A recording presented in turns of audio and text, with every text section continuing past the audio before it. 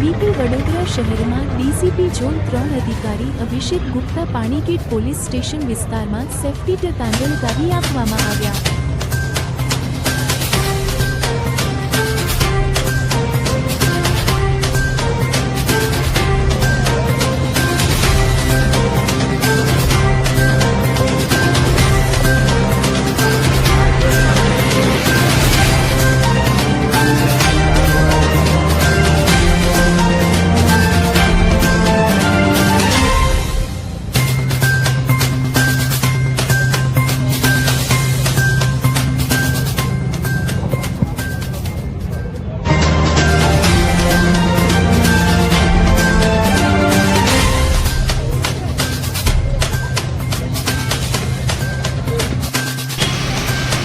आज रोज sunshine global હોસ્પિટલના સહયોગથી તિરંગા ગ્રુપ દ્વારા સફળની 4 રસ્તા ખાતે સેફ્ટી બેલ્ટનું વિતરણ કરવામાં આવ્યું।